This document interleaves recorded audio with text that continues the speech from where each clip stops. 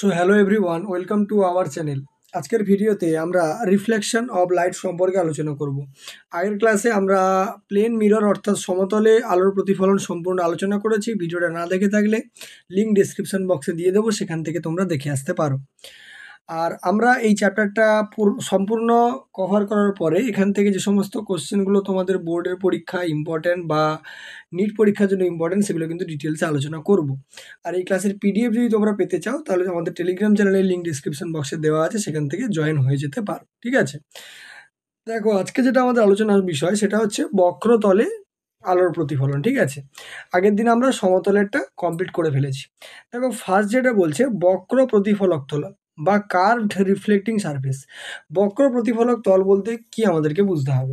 এবারে বক্র প্রতিফলক বলতে, বক্র বলতে কি ওটা বাঁকা হবে অবশ্যই। ঠিক আছে, এবার এই বক্র প্রতিফলক তলে, ঠিক আছে, বক্র প্রতিফলক তল অনেক রকম হতে পারে। ঠিক আছে, যেমন হচ্ছে সেটা গোলীয় হতে পারে। ঠিক আছে, যেমন আমি এখানে লিখছি সেটা কি হতে পারে, সেটা তোমার হচ্ছে গোলীয় হতে পারে বা হচ্ছে স্ফেরিক্যাল হতে পারে। সেটা তোমার মনে করো উপবৃত্তাকার হতে পারে। ঠিক আছে, উপবৃত্তাকার হতে পারে, বা ধরো মনে করো সেটা তোমার হচ্ছে অধিবৃত্তাকার হতে পারে। ঠিক আছে, এরকমভাবে যে সমস্ত দর্পণগুলো পাওয়া যায় তাদেরকে আমরা, বা তলগুলো পাওয়া যায় প্রতিফলক তল, তাদেরকে আমরা বক্র প্রতিফলক তল বা কার্ভড রিফ্লেক্টিং সারফেস বলে থাকি। আমাদের এখানে যেটা আলোচনার বিষয় সেটা হচ্ছে আমাদের শুধুমাত্র গোলীয় বক্রতল সম্পর্কে। ঠিক আছে, এবার এই গোলীয় বক্রতলকে আমরা দুভাগে ভাগ করতে পারি। ঠিক আছে, গোলীয় বক্রতলকে কভাগে ভাগ করা যায় দুভাগে। ফার্স্ট হচ্ছে একটা হচ্ছে তোমার অবতল দর্পণ। ঠিক আছে, একটা হচ্ছে তোমার অবতল দর্পণ, আর একটা হচ্ছে উত্তল দর্পণ। ঠিক আছে, একটা অবতল দর্পণ আর একটা কি উত্তল দর্পণ। অবতল দর্পণকে ইংরেজিতে বলা হয় কনকেভ মিরর। ঠিক আছে, কি বলা হয়, কনকেভ মিরর। আর উত্তল দর্পণকে বলা হয় কনভেক্স মিরর। ঠিক আছে, নিচে ছবিটা দেওয়া আছে, দেখতে পারবে। দেখো অ্যাকচুয়ালি কি হয় যে, আগে বলি যে গোলীয় বক্র প্রতিফলক তল কাকে বলে। যদি তুমি কোনো হচ্ছে ধরো মনে করো তুমি কোনো গোলক নিলে। ঠিক আছে, গোলক নিলে, আমি এখানে বৃত্ত আকারে আঁকছি, ধরো তুমি মনে করো কোনো গোলক নিলে। এবারে একটা সম্পূর্ণ গোলক নেওয়ার পরে, ঠিক আছে, ধরো মনে করো এই হচ্ছে আমার সম্পূর্ণ গোলক। এই গোলকটা নেওয়ার পরে দেখা গেল কি যে আমি এর কিছুটা অংশ কেটে নিয়েছি। কিছুটা অংশ কেটে নিয়েছি বলতে কি বলতে চাইছি, যে মনে করো যে আমি এই অংশটা, এইটুকু অংশ এখান থেকে এইটুকু অংশ আমি কি করলাম, কেটে নিলাম। ঠিক আছে, এই যে অংশটুকু পেলাম আমি, এই যে অংশটুকু, এই অংশটুকুকেই আমরা কি বলছি, গোলীয় বক্রতল। ঠিক আছে, তাহলে গোলীয় বক্রতল কাকে বলে না, কোনো বৃহৎ গোলকের ক্ষুদ্র অংশ যদি কেটে নেওয়া হয় তখন যে প্রতিফলক তলটা পাওয়া যাবে তাকে বলবো আমরা গোলীয় প্রতিফলক তল। ঠিক আছে, এবার দেখো এখানে দুটো কেস হতে পারে। যেমন দেখবে আমাদের আমরা বাড়িতে যে আয়না ব্যবহার করি, সেই আয়নার দেখবে একটা প্রান্ত মানে একটা ধারে আমাদের ছবি দেখা যায় আর একটা ধারে কার্ডবোর্ড লাগানো থাকে। সিমিলারলি যখন দেখবে এই ভেতরের অংশটাতে প্রতিফলন হচ্ছে তখন তাকে আমরা বলবো কনকেভ মিরর বা অবতল দর্পণ। ঠিক আছে, আর যখন বাইরেরটাতে হবে তখন তাকে বলবো আমরা কনভেক্স মিরর বা উত্তল দর্পণ। ঠিক আছে, কি বললাম বুঝতে পারলে। যদি ভেতরেরটাতে হয় তখন আমরা তাকে কি বলবো, কনকেভ বা হচ্ছে অবতল দর্পণ। ঠিক আছে, আর যদি বাইরের অংশটাতে হয় তখন তাকে আমরা কি বলবো না, হচ্ছে উত্তল দর্পণ কিন্তু বলবো। ঠিক আছে, নিচে ছবিটা দেওয়া আছে তোমরা দেখতে পাচ্ছ, এটা হচ্ছে কনকেভ মিররের ছবি, এটা হচ্ছে কনভেক্স মিররের ছবি।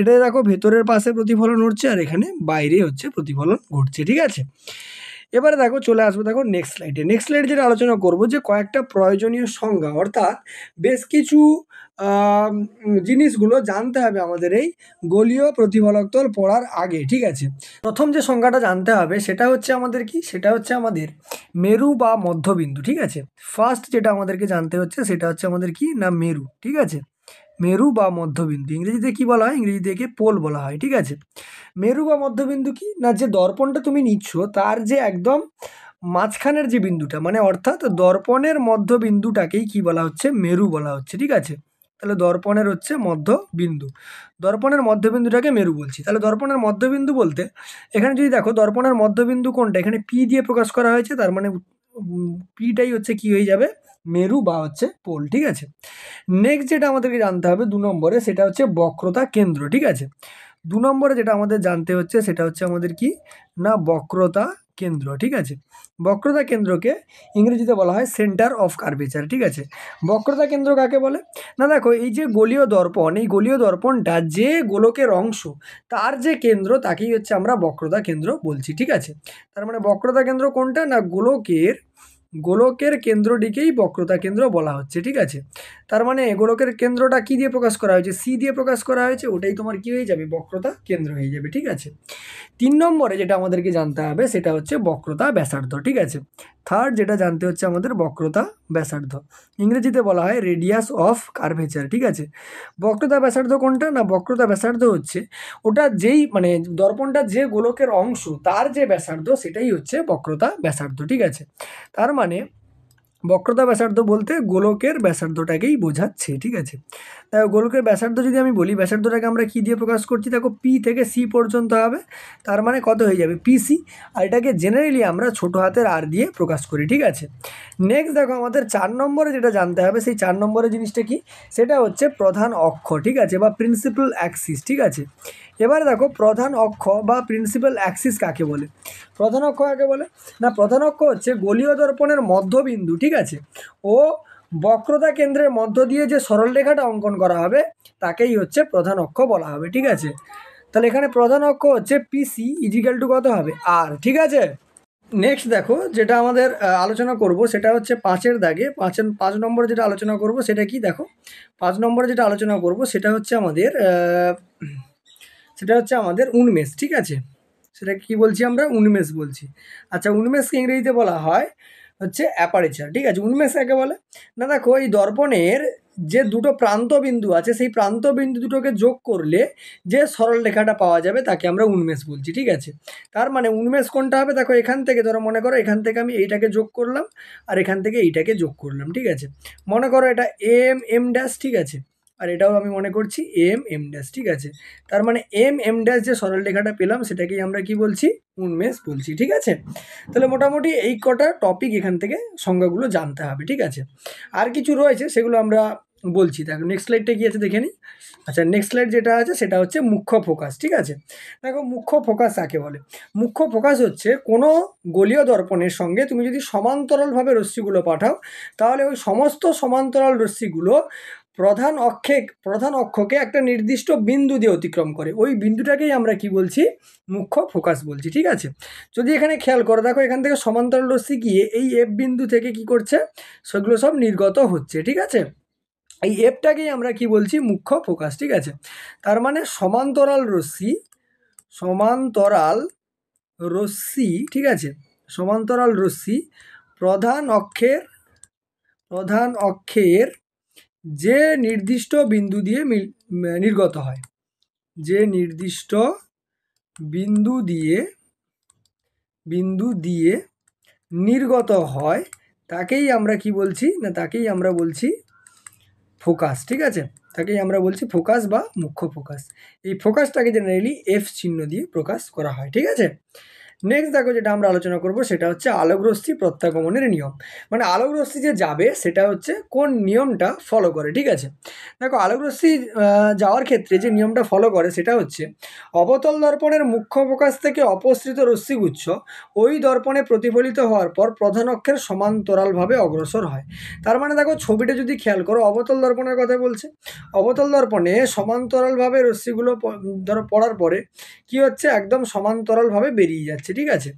নেক্সট যেটা বলছে, দেখো নেক্সট যেটা আমাদের আছে সেটা যদি একটু দেখি। নেক্সট যেটা বলছে সেটা হচ্ছে আমাদের কি? সেটা হচ্ছে উত্তল দর্পণের মুখ্য ফোকাসের দিকে অভিসারী রশ্মিগুচ্ছ ওই দর্পণে প্রতিফলিত হওয়ার পর প্রধান অক্ষের সঙ্গে সমান্তরালভাবে অগ্রসর হবে। তার মানে মূল কথা হচ্ছে একটাই, যে দর্পণে যদি কোনো সমান্তরাল রশ্মিগুচ্ছ পড়ে তাহলে সেই রশ্মিগুলো কোথা থেকে নির্গত হবে? না একদম হচ্ছে ফোকাস থেকে নির্গত হবে, ঠিক আছে। আর ফোকাস দিয়ে যদি রশ্মিগুলো গিয়ে পড়ে তাহলে সমান্তরালভাবে নির্গত হবে। এটাই হচ্ছে আলোকরশ্মি প্রত্যাগমনের হচ্ছে নিয়ম, ঠিক আছে। নেক্সট যেটা চলে আসবে, দেখো নেক্সট যেটা বলছে সেটা হচ্ছে ফোকাস তল এবং গৌণ ফোকাস, ঠিক আছে। ফোকাস তল কাকে বলে আর গৌণ ফোকাস কাকে বলে, ঠিক আছে। দেখো ফোকাস তল কাকে বলে না, গোলীয় দর্পণের মুখ্য ফোকাসের মধ্য দিয়ে প্রধান অক্ষের সঙ্গে লম্বভাবে যে তলটা আমি আঁকবো, দেখো এখানে এখানে ফোকাস আছে, তাহলে এর সঙ্গে এই যে যে তলটা আমি অঙ্কন করছি এই তলটাকেই আমি কি বলছি না ফোকাস তল বলছি। দেখো এখানে যে তল কল্পনা করা হয়েছে এই যে তলটা, এটাকেই আমরা কি বলছি ফোকাস তল বলছি। তার মানে মুখ্য ফোকাস প্রধান অক্ষের সঙ্গে লম্বভাবে যদি কোনো তল কল্পনা করি তাকেই আমরা ফোকাস তল বলছি। এবারে গৌণ ফোকাস কাকে বলে না, গৌণ ফোকাস হচ্ছে অনেক সময় দেখা যায় যে অনেক দূর থেকে যখন সমান্তরাল আলোকরশ্মিগুচ্ছ আছে মানে প্রতিফলিত হওয়ার পরে একদম ফোকাসে মিলিত হয় না, ওই ফোকাস তলের ওপরে যে কোনো একটা বিন্দুতে মিলিত হয়, তখন তাকে আমরা বলি গৌণ ফোকাস। দেখো এই যে এখানে F1 দিয়ে প্রকাশ করা হয়েছে গৌণ ফোকাসটাকে, ঠিক আছে। নেক্সট স্লাইডে চলে আসবো। দেখো নেক্সট স্লাইডে যেটা আমাদের আলোচনার বিষয় সেটা হচ্ছে ফোকাস দূরত্ব ও বক্রতা ব্যাসার্ধের মধ্যে সম্পর্ক, ঠিক আছে। তাহলে ফোকাস দূরত্ব আর বক্রতা ব্যাসার্ধের মধ্যে আমায় কি বের করতে হবে, সম্পর্ক বের করতে হবে। তাহলে ফোকাস দূরত্ব আর বক্রতা ব্যাসার্ধের মধ্যে যদি সম্পর্ক আমি বের করতে চাই, তার মানে দেখো আমাকে আগে হচ্ছে আমি ছবিটা এঁকে নিই, ঠিক আছে। দেখো আমি হচ্ছে এখানে উত্তল দর্পণও আঁকতে পারি, আবার অবতল দর্পণও আঁকতে পারি, ঠিক আছে। অবতল দর্পণ দেখো যদি আমি অবতল দর্পণের কথা বলি, ঠিক আছে, তাহলে অবতল দর্পণ বা উত্তল দর্পণ যাই হোক না কেন দুটো ছবি আমি অঙ্কন করছি, ঠিক আছে। তাহলে ছবিটা কেমন হবে না, একটা ছবি দেখো এরমভাবে চলে আসবে, ধরো এই হচ্ছে আমার দর্পণ একটা, ঠিক আছে, আর এদিকে হচ্ছে উল্টো দিক থেকে আঁকছি এই হচ্ছে আরেকটা দর্পণ, দুটো দর্পণই আঁকছি উত্তল আর অবতল দর্পণ, ঠিক আছে। তাহলে এর হচ্ছে যেটা প্রধান অক্ষ থাকবে সেই প্রধান অক্ষটা কীরকম হবে না হচ্ছে এর প্রধান অক্ষটা হচ্ছে এইভাবে থাকবে, এই হচ্ছে ওর প্রধান অক্ষ গেল, ঠিক আছে। সিমিলারলি এরও একটা প্রধান অক্ষ থাকবে, সেটা হচ্ছে এরকমভাবে একটা প্রধান অক্ষ থাকলো, ঠিক আছে। এবারে দেখো এখানে যদি আমি কোনো রশ্মি সমান্তরালভাবে ফেলি, তার মানে রশ্মিটা এসে কী হবে এইভাবে সমান্তরালভাবে এখানে পড়বে, ঠিক আছে। পড়ার পরে এর কী হবে ফোকাস দিয়ে নির্গত হবে, তার মানে মনে করো এখান থেকে এইভাবে ধরো মনে করো এইভাবে নির্গত হয়ে গেল, ঠিক আছে। সিমিলারলি এখানে সমান্তরাল রশ্মি এসে এভাবে পড়বে, পড়ার পরে সেই রশ্মিটা কোথা থেকে নির্গত হবে না ফোকাস থেকে নির্গত হবে, ঠিক আছে। তাহলে ফোকাস থেকে যদি নির্গত হয় ছবিটা কেমনভাবে হবে না এখান থেকে এইভাবে সমান্তরালভাবে পড়লো, পড়ার পরে এইভাবে হচ্ছে কী হবে নির্গত ধরো মনে করো হয়ে যাচ্ছে, ঠিক আছে। তার মানে দেখো আমি ঘটনা যেটা বলতে চাইছি তোমাদেরকে, যে এখানে যে ঘটনাটা ঘটবে সেটা হচ্ছে কি না, সেটা হচ্ছে একটা রশ্মি দেখো কী হবে না এটা হচ্ছে এখান থেকে ধরো নির্গত হলো, এখান থেকে ধরো আমি সি মনে করলাম, তাহলে সিটা এখান থেকে রশ্মিটা এইভাবে থাকলো, ঠিক আছে। সিমিলারলি এখানে ঘটনাটা কি ঘটবে না এখান থেকে একটা রশ্মি তো গেল, এটা তো হচ্ছে তোমার এফ দিয়ে যেটা হচ্ছে বাইরে বেরোচ্ছে, আর সিটা দেখো এই মিডিল থেকে একটা রশ্মি হবে যেটা এইভাবে ধরো কাজ করবে, মনে করো এইভাবে কাজ করছে, ঠিক আছে, এইভাবে কোনো একটা জায়গায় এসে মিলিত হবে, ঠিক আছে। তো এটা যদি একটু বড় করে দিই এই অক্ষটাকে তাহলে হচ্ছে সুবিধা হবে, ঠিক আছে। এই অক্ষটাকে আমি একটু বড় করে দিচ্ছি, ঠিক আছে। তাহলে মনে করো এরকম একটা ছবি। এবারে নামগুলো যদি আমি এখানে দিই, ঠিক আছে, নামগুলো দিয়ে যদি দিই তাহলে নামগুলো কেমনভাবে হবে মনে করো আমি এটাকে নাম দিলাম এম ড্যাশ, ঠিক আছে। এটা হচ্ছে এম, ঠিক আছে, এম, আর হচ্ছে এটা কত না হচ্ছে এম ড্যাশ, ঠিক আছে। সিমিলারলি এটা কত এম না এটার কত এম ড্যাশ, ঠিক আছে। দেখো বক্রতা কেন্দ্রটাকে সি নাম দিলাম আর ফোকাসটাকে এফ নাম দিলাম, এখানেও বক্রতা কেন্দ্র সি, ফোকাসটা কত থাকলো এফ এ, ঠিক আছে।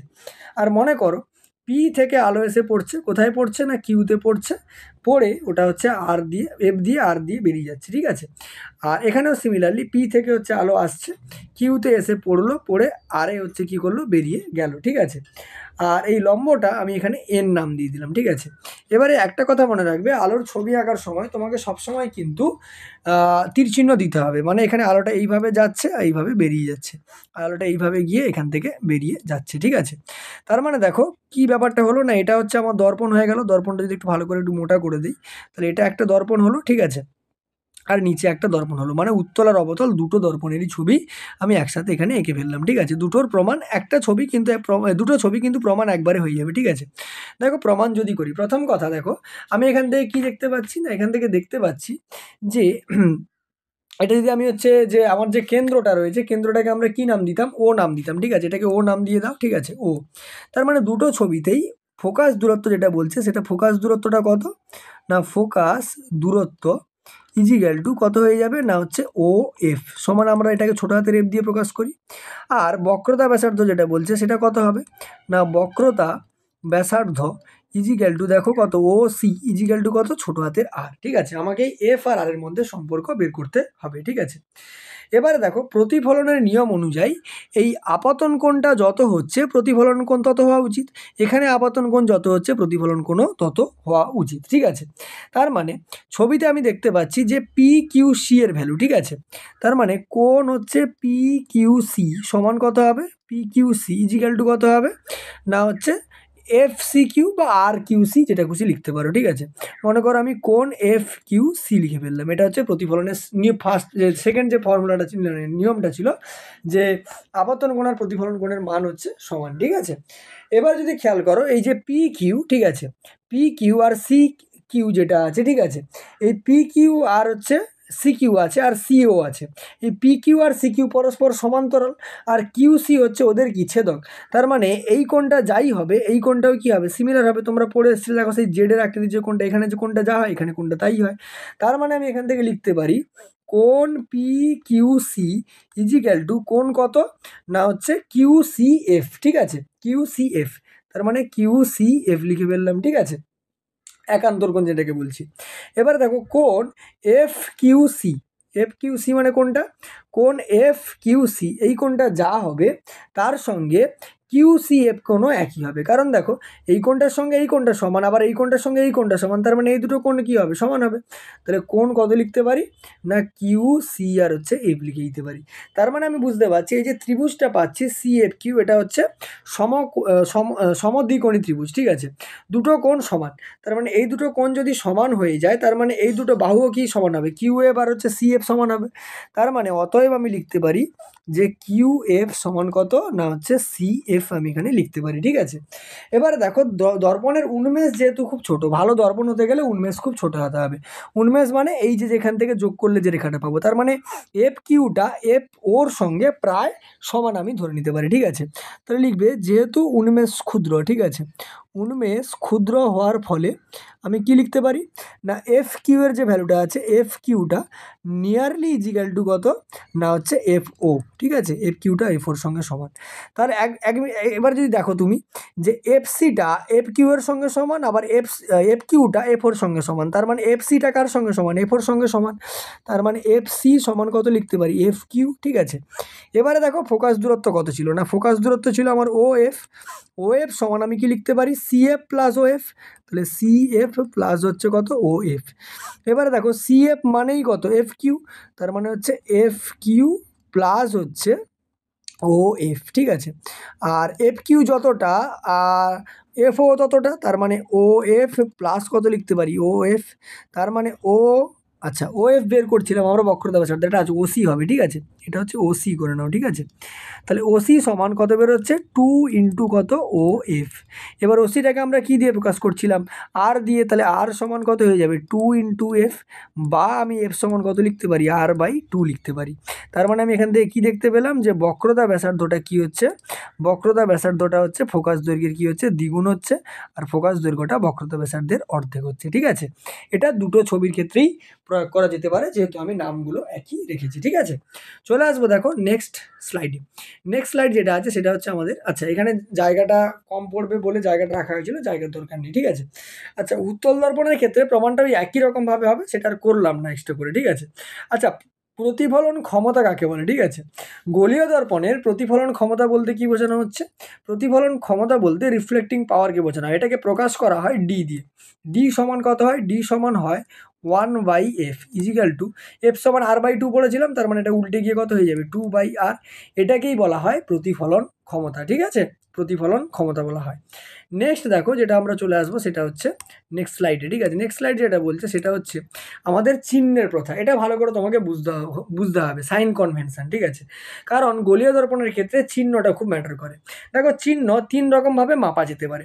একটা প্রথম যেটা বলছে যে সমস্ত দূরত্ব মেরু থেকে পরিমাপ করা হয়। ঠিক আছে, তার মানে মেরু যেটা মাঝখানে রয়েছে সেখান থেকেই সমস্ত দূরত্ব পরিমাপ করা হবে। ঠিক আছে, আপয়িত রশ্মি, সেকেন্ড যেটা বলছে আপয়িত রশ্মির দিক দিয়ে পরিমাপ করা দূরত্বগুলি ধনাত্মক হিসাবে নেওয়া হবে, যেখানে আপতিত রশ্মির বিপরীত দিকে ঋণাত্মক নেওয়া হবে।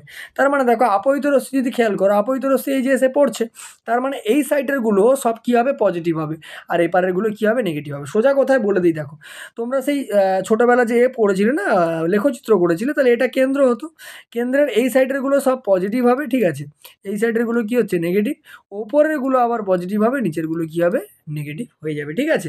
দেখো এখানে এই সাইন কনভেনশনটা দেওয়া আছে, ঠিক আছে। চলে আসবো তাহলে, মোটামুটি তাহলে কি বুঝতে পারলে, যে আলোক রশ্মি যেদিকে পড়ছে সেদিকের গুলো সব পজিটিভ হবে, তার বিপরীত দিকের গুলো কি হবে, নেগেটিভ, আর পোলের ওপরের দিকটা পজিটিভ আর নিচের দিকটা কি হবে, নেগেটিভ কিন্তু হয়ে যাবে, ঠিক আছে।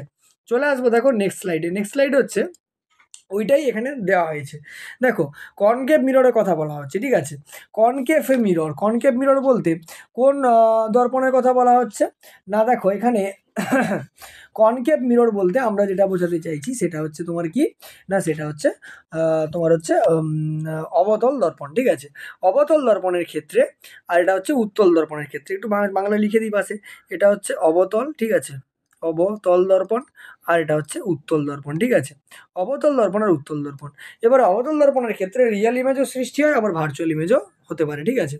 ডিস্টেন্স ইউটা অবতল দর্পণের ক্ষেত্রে নেগেটিভে আসে, ঠিক আছে, রিয়েল ইমেজের ক্ষেত্রে নেগেটিভ, তোমার হচ্ছে অবজেক্টের নেগেটিভ হয়। ডিস্টেন্স অফ ইমেজ মানে হচ্ছে প্রতিবিম্ব দূরত্ব হচ্ছে নেগেটিভে হয়, ঠিক আছে। ফোকাল লেন্থও নেগেটিভে হবে। হাইটটা যেটা অবজেক্টের সেটা হচ্ছে পজিটিভে হবে। প্রতিবিম্বের হাইটটা নেগেটিভে করা হয়, ঠিক আছে। এগুলো তোমরা যখন অঙ্ক করবে, করতে করতে এগুলো ক্লিয়ার হয়ে যাবে, এখানে অত দেখে লাভ নেই। যখন অঙ্ক প্র্যাকটিস করানো হবে সেখানে ভালো করে ছবি এঁকে বোঝানো হবে, ঠিক আছে। চলে আসো দেখো নেক্সট স্লাইডে। নেক্সট স্লাইড যেটা বলছে অবতল দর্পণে কেমনভাবে কেমন কি হচ্ছে দর্পণ তৈরি হয়। দেখো এখানে যেটা প্রথমে বলছে যে বস্তুটা অসীমে রয়েছে, অসীমে মানে সমান্তরালভাবে আলোক রশ্মি আসবে, আলোক রশ্মি এসে কোথায় মিলিত হবে, ফোকাসে মিলিত হবে। তার মানে দর্পণটা কোথায় তৈরি হবে, ফোকাসে তৈরি হবে। আর আরেকটা কথা বলে রাখি, রিয়েল ইমেজ আর হচ্ছে ভার্চুয়াল ইমেজ, অর্থাৎ সৎ প্রতিবিম্ব আর অসৎ প্রতিবিম্ব। যখন দর্পণের সামনে তৈরি হবে সেটা হচ্ছে সৎ প্রতিবিম্ব হবে, আর পেছনে হলে অসৎ হবে। ওই জন্য রিয়াল লেখা আছে, ইনভার্টেড মানে উল্টে যাবে পাশাপাশি, ঠিক আছে। আর সাইজটা কী হয়ে যাবে, খুব কম হয়ে যাবে, যার ফলে ম্যাগনিফিকেশনটা কী হবে, লেস দেন মাছ লেস দেন -1 হয়ে যাবে। ওটা ম্যাগনিফিকেশন কি পরে পড়ানো হবে, বলা হবে, ঠিক আছে। দেখো এই ছবিগুলো তোমাদের বইতে আছে, সব ছবিগুলো দেখতে পারো, এখানে তার হচ্ছে বৈশিষ্ট্যগুলো লেখা আছে, ঠিক আছে। নেক্সট স্লাইডে দেখি। নেক্সট স্লাইডেও দেখো সিমিলারলি এখানে বলা আছে, ছবিগুলো আঁকা আছে, দেখতে পারো, ঠিক আছে। নেক্সট দেখো যেটা বলছে সেটা হচ্ছে উত্তল দর্পণের ক্ষেত্রে। উত্তল দর্পণের ক্ষেত্রেও দেখো এখানে দুটো চিত্র দেওয়া আছে, চিত্রগুলো দেখতে পারো, ঠিক আছে। নেক্সট যেটা বলছে দেখো বস্তু দূরত্ব, প্রতিবিম্ব দূরত্ব আর ফোকাস দূরত্বের মধ্যে সম্পর্ক। দেখো এই সম্পর্কটা পরীক্ষায় কিন্তু জিজ্ঞেস করে, ঠিক আছে। দেখো এই সম্পর্কের কথা যদি বলি, বস্তু দূরত্ব মানে কি, বস্তু দূরত্বকে জেনারেলি আমরা ইউ দিয়ে প্রকাশ করি, ঠিক আছে। বস্তু দূরত্বকে আমরা কী দিয়ে প্রকাশ করি না, হচ্ছে ইউ দিয়ে প্রকাশ করি, ঠিক আছে। আর প্রতিবিম্ব দূরত্বটাকে আমরা কিন্তু হচ্ছে ভি দিয়ে প্রকাশ করি, ঠিক আছে। তার মানে দেখো এখানে যদি আমি একটু নামকরণগুলো করে দিই, ঠিক আছে, ধরো এখান থেকে একটু নামকরণ করে দিচ্ছি, ঠিক আছে। এগুলো যদি একটু নামকরণ করে দিই, 1 মিনিট, এগুলো যদি একটু নামকরণ করে দিই, মনে করো নামকরণ করে দিচ্ছি, ঠিক আছে। নামকরণ যদি করে দিই তাহলে ফার্স্ট যেটা বলছে দেখো এই অংশটার নাম আমি ধরো মনে করে দিয়ে দিলাম পি, ঠিক আছে। এটা কত না হচ্ছে কিউ, মনে করো পি কিউ। এখানে প্রতিবিম্বটা উল্টে গেছে, তার মানে এটা হচ্ছে ছোটো হাতের পি, এটা হচ্ছে ছোটো হাতের কিউ, ঠিক আছে। সিমিলারলি এটা সি, এটা এফ, এটা তো তোমরা জানো ওটা ও হয়, ঠিক আছে। আচ্ছা এটা মনে করলাম আমি এ, ঠিক আছে। আর এটা মনে করো এখানে হচ্ছে এম, আর এটা হচ্ছে মনে করো এম ড্যাশ, ঠিক আছে। আর এখান থেকে যদি আমি দূরত্বটা টেনে নিই, এটা হচ্ছে আমি মনে করলাম এটা হচ্ছে বি, ঠিক আছে। সিমিলারলি এই ছবিটা যদি আমি নামকরণ করে নিই, কারণ দুটো ছবিই থাকবে কিন্তু একটাতেই একবারে প্রমাণ হয়ে যাবে, ঠিক আছে। তাহলে দেখো এখানটাতে এটাতে হচ্ছে আমার পি হয়ে যাবে, ঠিক আছে। এটা কি হবে, ক্যাপিটাল কিউ। এটা স্মল পি, এটা স্মল কিউ হয়ে যাবে। এটা তো সি জানো, এটা তাহলে কি হয়ে যাবে, এটা হচ্ছে এফ হয়ে যাবে, ঠিক আছে। এটা আমাদের ও হয়, ঠিক আছে। আর এই অংশটাকে আমি এন মনে করলাম, এটা হচ্ছে এ পয়েন্ট। এ থেকে যেটা লম্ব টানবো সেটা হচ্ছে কত বিন্দু ছেদ করবে, বি বিন্দুতে হচ্ছে এখানে ছেদ করছে মনে করো, ঠিক আছে। তাহলে এই হচ্ছে আমার ছবি চলে গেল। তাহলে দেখো এবারে যদি আমরা তোমার হচ্ছে প্রমাণটা করি, ঠিক আছে। প্রমাণ করার ক্ষেত্রে দেখো অবতল দর্পণের ক্ষেত্রে করছি, মানে এটা অবতল দর্পণ ফার্স্টেরটার জন্য করছি। দেখো দুটো ত্রিভুজ এখানে তৈরি হয়েছে, ঠিক আছে। কোন কোন ত্রিভুজ তৈরি হয়েছে, ত্রিভুজ দুটো লিখে ফেলি। দেখো ত্রিভুজ যেটা তৈরি হয়েছে, যে ত্রিভুজ পি সি ক্যাপিটাল কিউ এবং এবং কোনটা তৈরি হয়েছে, ত্রিভুজ হচ্ছে ছোট হাতের পি, সি ছোট হাতের কিউ। তার মানে দেখো কোন ত্রিভুজের কথা বলা হচ্ছে একটু যদি ভালো করে দেখাই, দেখো পি সি কিউ মানে এই ত্রিভুজটার কথা বলা হচ্ছে, আর ছোট ত্রিভুজটা মানে এই ত্রিভুজটার কথা বলা হচ্ছে। দুটো ত্রিভুজের ক্ষেত্রে আমি দেখতে পাচ্ছি যে দুটো ত্রিভুজ সর্বসম হয়ে গেলে তাহলে এর যে বাহুটা আছে অর্থাৎ এই যে পি কিউটা, ঠিক আছে, এই পি কিউ এর যে অনুপাতটা হবে সেটা কার সঙ্গে অনুপাত, স্মল পি কিউ এর সঙ্গে। এই অনুপাতটা ওখানে দেখো কার সঙ্গে সমান হবে, C Q by small C Q লিখতে পারি। তাহলে সি কিউ বাই হচ্ছে স্মল সি কিউ লিখে ফেললাম, মানে এই বাহু ডিভাইডেড বাই এই বাহু সমান এই বড় বাহুটা ডিভাইডেড বাই এই বাহুটা, ঠিক আছে। সিমিলারলি দেখো আরও একটা ত্রিভুজ তৈরি হয়েছে তোমার, ত্রিভুজ হচ্ছে কোনটা, ত্রিভুজ হচ্ছে এ বি এফ, ঠিক আছে, এবং ত্রিভুজ হচ্ছে পি এফ হচ্ছে স্মল কিউ।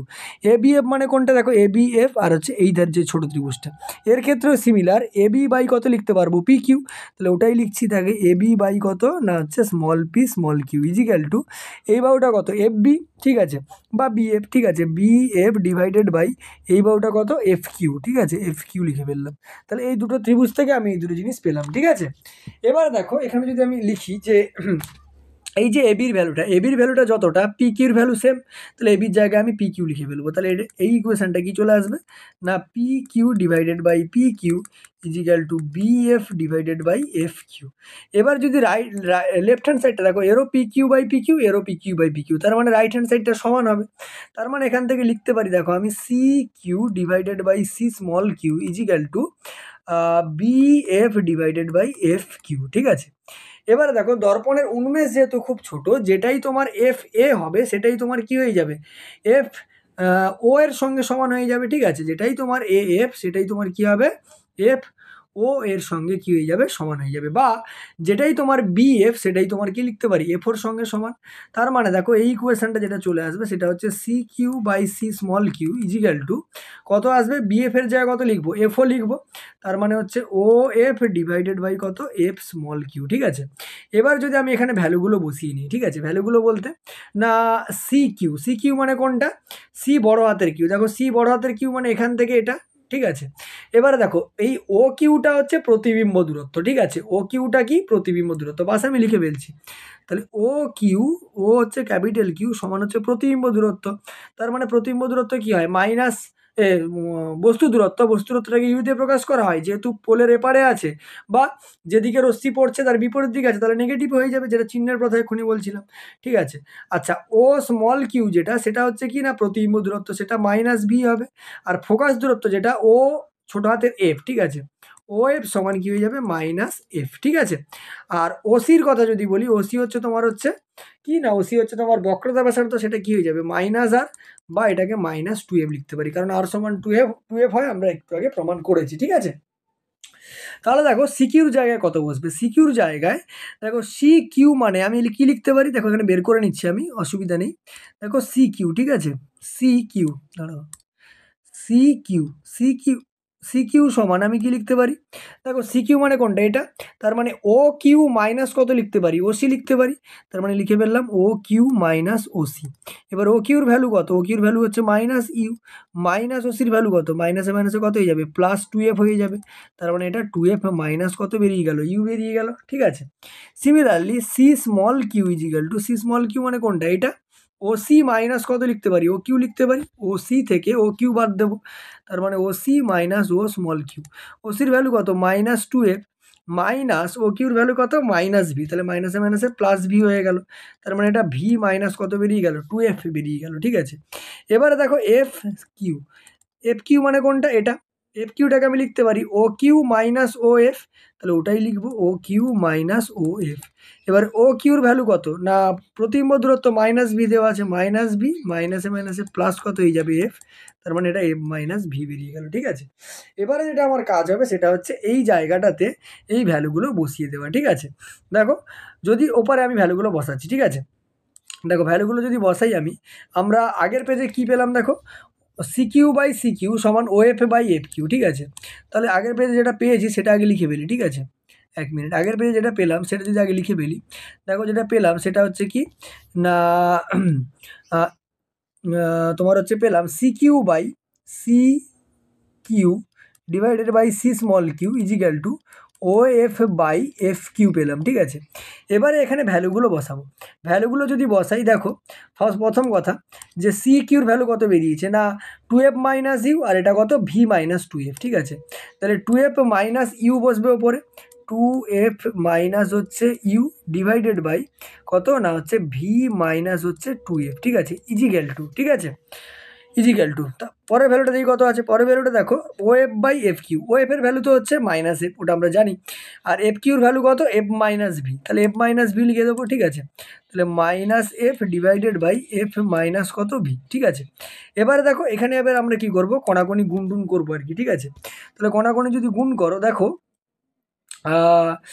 মনে করো যে এর সঙ্গে এটা গুণ করবো, ঠিক আছে। 2f আর এফ গুণ করলে কত হবে 2f এর স্কোয়ার মাইনাস কত হবে 2vf, ঠিক আছে, মাইনাস কত হয়ে যাবে 2vf, ঠিক আছে, মাইনাস হচ্ছে কত হচ্ছে 2vf মাইনাস ইউএফ মাইনাসে মাইনাসে প্লাস হচ্ছে ইউভি ইজিক্যাল টু, এটা দিয়ে যদি গুণ করি মাইনাসে মাইনাসে প্লাস 2f স্কোয়ার হয়ে যাবে, মাইনাস কত হবে ভিএফ হবে।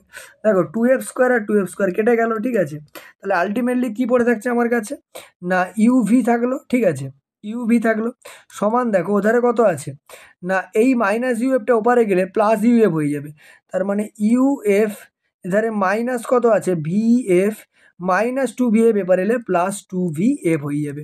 তার মানে দেখো আমি কত পাচ্ছি UV is equal to UF Maina A plus কত হয়ে যাবে 2vf থেকে vf গেলে শুধুমাত্র vf হবে।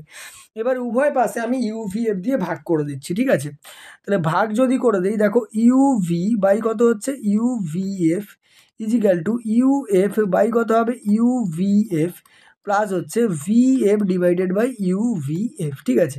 কাটাকাটি যাবে, দেখো এখানে ইউ আর ভি কেটে যাবে, তার মানে এখান থেকে দেখো ইউ ইউ কাটবে, এফ এফ কাটবে, ভিএফ এখানে ভিএফ কাটবে। তার মানে আলটিমেটলি তুমি পাচ্ছ কি, আলটিমেটলি যেটা পাচ্ছি আমি সেটা হচ্ছে 1/f equal two 1/u plus হচ্ছে 1/v। তার মানে ইকুয়েশনটা কি দাঁড়াচ্ছে 1/u plus 1/v equal to 1/f। আবার এফ সমান কত হয় r/2 হয়, মানে উল্টে গেলে কত হবে 2/r হয়ে যাবে। তাহলে এটাই হচ্ছে তোমার গোলীয় দর্পণের হচ্ছে সমীকরণ, ঠিক আছে। 1/u plus 1/v equal to 1/f equal to কত 2/r, ঠিক আছে। যেখানে কোনটা কি সেটা যদি একটু লিখে দিই, ইউটা হচ্ছে অবজেক্ট ডিস্টেন্স, মানে হচ্ছে বস্তু দূরত্ব, ঠিক আছে। ইউটা কি বললাম অবজেক্ট ডিস্টেন্স, ঠিক আছে, অবজেক্ট ডিস্টেন্স মানে বস্তু দূরত্ব, ঠিক আছে। আচ্ছা ভিটা কি, ভিটা হচ্ছে ইমেজ ডিস্টেন্স বা হচ্ছে প্রতিবিম্ব দূরত্ব, ইমেজ ডিস্টেন্স, ঠিক আছে। এফটা কি, এফটা তো ফোকাল লেন্থ বা হচ্ছে ফোকাস দৈর্ঘ্য, তোমরা জানো ফোকাল লেন্থ হবে, ঠিক আছে। আর হচ্ছে আরটা কি, আরটা হচ্ছে রেডিয়াস অফ কার্ভেচার, যাকে আমরা বাংলায় কি বলি বক্রতা ব্যাসার্ধ, ঠিক আছে, রেডিয়াস অফ কার্ভেচার বা বক্রতা ব্যাসার্ধ। তাহলে এই চলে গেল তোমার হচ্ছে প্রমাণ, ঠিক আছে। ওটা দুটোর জন্য একই প্রমাণ হবে, মানে উত্তল দর্পণের জন্য যা হবে অবতল দর্পণের জন্য সেম হবে, এটার জন্য নাম একই দিয়েছি মানে সেম হবে, ঠিক আছে। নেক্সট দেখো, নেক্সট যে স্লাইডটা চলে আসবো সেটা হচ্ছে গোলীয় দর্পণের সমীকরণ থেকে সমতল দর্পণের সমীকরণ আমি কি পেতে পারি, ঠিক আছে, মানে কিভাবে পেতে পারি। দেখো গোলীয় দর্পণের যে সমীকরণটা পেলাম ঠিক আছে, সেই সমীকরণটাকে লিখে ফেলি। গোলীয় দর্পণের যে সমীকরণটা পেলাম সেটা কি পেলাম না 1/u plus 1/v equal to 1/f পেলাম, ঠিক আছে। 1/f সমান হচ্ছে 2/r পেলাম। এবারে সমতল দর্পণের ক্ষেত্রে রেডিয়াস অফ কার্ভেচার বলে তো কিছু নেই, কারণ ওটা তো দর্পণটা এরকমভাবে সমান, ঠিক আছে, এরকম একটা সমতল দর্পণ, ঠিক আছে। তাহলে সমতল দর্পণের ক্ষেত্রে তাহলে ফর প্লেন মিরর বা হচ্ছে সমতল দর্পণ, সমতল দর্পণের ক্ষেত্রে আরটা কি হবে না আরটা হচ্ছে ইনফাইনাইট হবে, ঠিক আছে। এফ সমান কত জানি আমরা r/2 হয়, তার মানে এটাও কত হবে এটাও ইনফাইনাইট হয়ে যাবে, ঠিক আছে, r/2টাও ইনফাইনাইট হবে। তার মানে দেখো আমি যে ইকুয়েশনটা পাবো সেটা কি পাবো না 1/u is equal two 1/u plus কত আছে 1/v, ঠিক আছে, প্লাস কত না হচ্ছে 1/v ইজিক্যাল টু 1/f ছিল, এফ এর মান ইনফাইনাইট, 1/ইনফাইনাইট করলে কত হয়ে যাবে 0 হয়ে যাবে, ঠিক আছে। তার মানে এখান থেকে আমি পাচ্ছি দেখো 1/u ইজিক্যাল টু -1/v, এখান থেকে আমি পাবো u সমান -v। তার মানে সমতল দর্পণের ক্ষেত্রে প্রতিবিম্ব দূরত্ব যা হবে বস্তু দূরত্ব তাই হবে। ইউটা কি ছিল বস্তু দূরত্ব, তার মানে মনে করো বস্তুটা আমার এই জায়গায় আছে, তাহলে এটা হচ্ছে আমার কি বস্তু দূরত্ব ইউ। সিমিলারলি প্রতিবিম্বটা কোথায় থাকবে ঠিক সমান দূরত্বে, এখানে কে থাকবে ভি থাকবে। এবারে এর দূরত্বটা এদিকে হলে এর দূরত্বটা অপোজিট সাইডে, তার জন্য নেগেটিভে দেওয়া আছে, ঠিক আছে। তার মানে ইউ ইজিক্যাল টু কত হয়ে গেল, মাইনাস ভি হয়ে গেল। মানে আমি গলীয় তলের হচ্ছে দর্পণের সমীকরণ থেকে সমতল দর্পণের সমীকরণটা বের করে নিলাম, ঠিক আছে। চলে আসবো দেখো নেক্সট স্লাইডে। নেক্সট স্লাইড যেটা বলছে সেটা হচ্ছে কি, সেটা হচ্ছে গলীয় দর্পণের ফোকাস দৈর্ঘ্য ও প্রতিবিম্ব দূরত্বের ওপর পারিপার্শ্বিক মাধ্যমের প্রভাব। তাহলে পারিপার্শ্বিক মাধ্যমের প্রভাব কি পড়ে গলীয় দর্পণের ফোকাস দৈর্ঘ্য ও প্রতিবিম্ব দূরত্বের ওপরে, ঠিক আছে। আমরা যদি এখানে খেয়াল করি, সেখানে আমরা কি দেখতে পাবো, যে আমরা গলীয় দর্পণের যে সমীকরণটা পেলাম সেটা হচ্ছে 1/u প্লাস হচ্ছে 1/v ইজিক্যাল টু কত পেলাম, 1/f, ঠিক আছে। এবার যদি খেয়াল করো যে পারিপার্শ্বিক মাধ্যমের উপর, দেখো পারিপার্শ্বিক মাধ্যমের তো এখানে কোনো উল্লেখ নেই, কারণ ইউ হচ্ছে বস্তু দূরত্ব, ভিটা প্রতিবিম্ব দূরত্ব, এফটা তো ফোকাল লেন্থ, ঠিক আছে। যার ফলে এই যে পারিপার্শ্বিক মাধ্যমের কোনো প্রভাব এর উপরে নেই, ঠিক আছে। তার মানে এর উপরে পারিপার্শ্বিক মাধ্যমের কোনো প্রভাব নেই, যে মাধ্যমে রাখো না কেন সিমিলার ঘটনা ঘটবে, ঠিক আছে।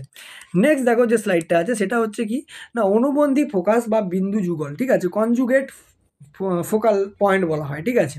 দেখো অনুবন্ধী ফোকাস যুগল কাকে বলে, সাধারণত কি দেখা যায় যে দুটো বিন্দুকে, ঠিক আছে, এই দেখো এখানে বলা হয়েছে, লিখে দিয়েছি আমি, দুটো বিন্দু যদি এমন হয় যে একটাতে যদি বস্তু রাখো অপরটাতে কি তৈরি হচ্ছে, প্রতিবিম্ব তৈরি হচ্ছে, তাহলে কি দেখা যাবে যে ওই মানে একটাতে বস্তু রাখছো অপরটাতে প্রতিবিম্ব তৈরি হচ্ছে, সিমিলারলি অপরটাতে যদি হচ্ছে বস্তু রাখো আরেকটাতে প্রতিবিম্ব তৈরি হবে, তখন ওই যে দুটো বিন্দু, ওই দুটো বিন্দুকে অনুবন্ধী ফোকাস যুগল বা অনুবন্ধী বিন্দু যুগল বলা হয়, ঠিক আছে।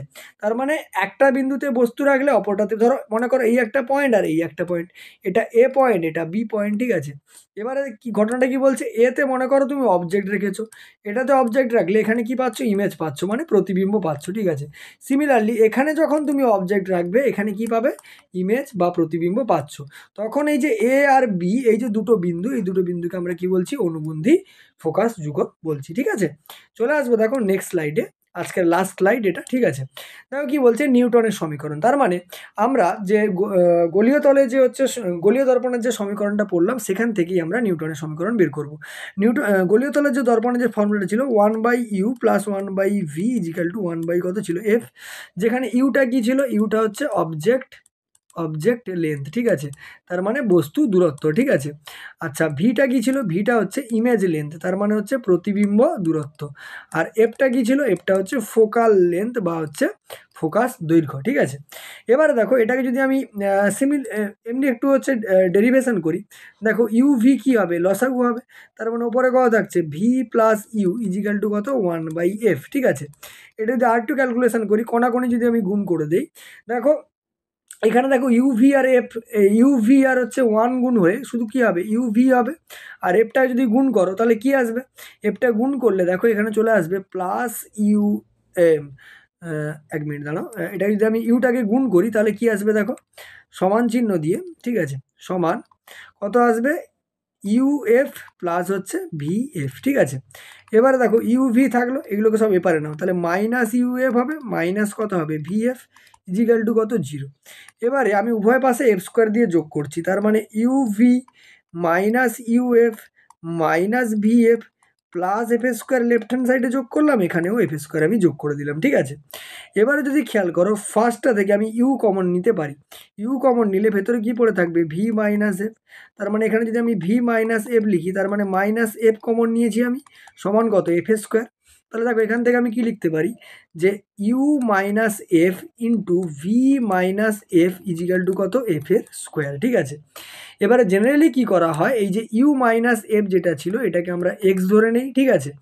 আর ভি মাইনাস এফ যেটা সেটাকে আমরা ওয়াই ধরে নিই। তার মানে যদি এটাকে সাবস্টিটিউট করে দাও, এক্স ওয়াই সমান কত পেয়ে যাবে, এফ এর স্কোয়ার পেয়ে যাবে। এটাই হচ্ছে তোমার কি নিউটনের সমীকরণ, ঠিক আছে। যেখানে এক্স এর ভ্যালু কত না ইউ মাইনাস এফ, ভি এর ভ্যালু কত, ভি মাইনাস এফ, ঠিক আছে। তাহলে এই গেল তোমার নিউটনের সমীকরণ, ঠিক আছে। এই চ্যাপ্টারের আর একটা ক্লাস হবে যেখানে করলে আমাদের থিওরি কমপ্লিট হয়ে যাবে। এর পরের ক্লাসে হচ্ছে মানে থিওরি কমপ্লিট হওয়ার পরে এর পরের ক্লাসে, যদি তোমাদের এটা হচ্ছে 4th সেমিস্টার, ঠিক আছে, 4th সেমিস্টারে তোমরা জানো হচ্ছে 2 নম্বর বা হচ্ছে 1 নম্বর বা 3 নম্বরের কোশ্চেন থাকবে এবং ম্যাথমেটিক্যাল কোশ্চেনও থাকবে, তো সেগুলো আমরা সলিউশন করব, ঠিক আছে।